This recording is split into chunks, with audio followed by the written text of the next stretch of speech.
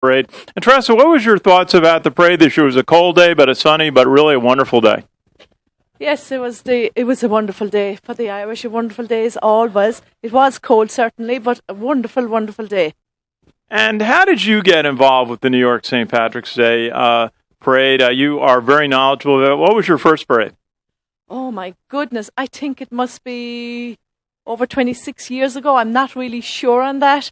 I got involved. I started doing research because my husband Tommy at that time was the presenter in the booth. At that time I was doing research. I helped out in the booth. What I used to do way back then was when the groups would be coming up, I had a pair of binoculars in the booth and I would tell them what to expect coming up. That time we were facing the parade, so we knew. So now our backs are to the parade. But from there I helped with the stage management and I really did it from the way up. Research and love every minute of it. So, and one of the things that's so special about the parade are the Irish counties. They have their extraordinary, beautiful banners that they hold for each group. What are some of your memories and favorites of the Irish counties? Well, I would have to say, being from Cork, it has to be Cork banner. Thomas David in front of the Cork banner. I'd be shot if I said anything else. Of course, the United Irish Counties banner, their new banner. Kildare with St. Bridget. I could go on and on and on. Brilliant banners. All these counties' banners are history of the county's name itself and brilliant, brilliant history. I love to research. I love history. I research every group as well as the counties, all the colleges, every marching group that marches up on St. Patrick's Day. I have researched them because I feel a lot of people think that we just get up there and talk off the top of our head. No, we do not.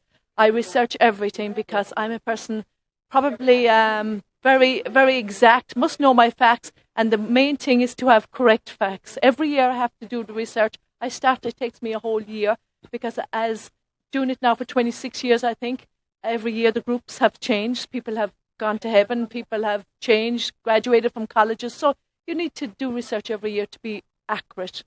And a lot of special groups this year, one of which was the Gaelic Athletic Association marched up. And what were some of the special moments for you this year?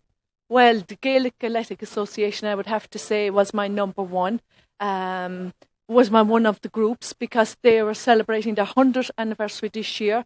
And they had the 32 counties represented with their flags and all the different groups, organisations, the minor board and all the county organisations and the boards and the groups within the GAA of New York were represented very proudly, and we were very proud being a Gaelic player, camogie player myself, and that's where I met my husband in Gaelic Park many, many years ago.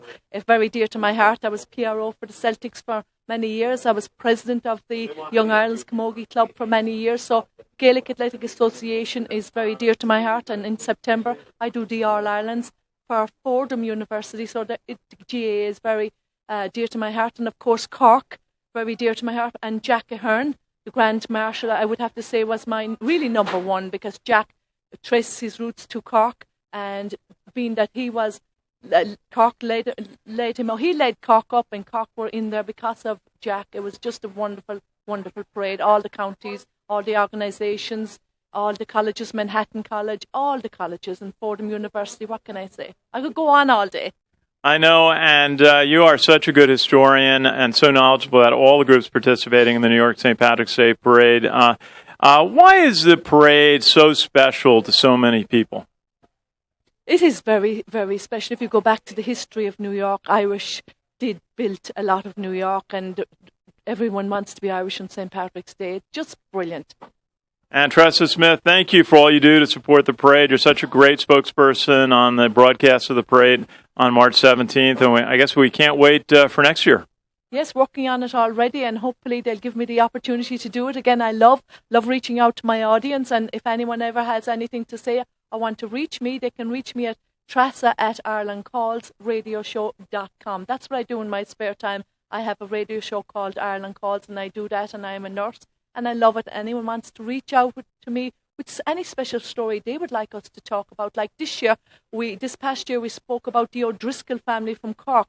141 years of police involvement in New York. They gave me all the lists of their names of their families, and we enjoyed talking about it. And the police that come march up Fifth Avenue, great stories, great heritage, tradition, and faith. We love doing it, and continued success to you. And thank you for giving me this opportunity to talk about the New York St. Patrick's Day Parade. Absolutely. And Treasa, I got to ask you what radio station your radio show is on. I think I know. You too. It's on 6 o'clock every Saturday evening on WVOX.com, and it's called, folks, Ireland Calls Radio Show. And it's, if you want to catch it on the web, it's irelandcallsradioshow.com. And thank you for listening. Our friend Bill O'Shaughnessy up in New Rochelle, WVOX, great supporter of St. Patrick's Day. That's correct. Thank you. This is Ken Kreitzer in New York at Anton's for the New York St. Patrick's Day Parade.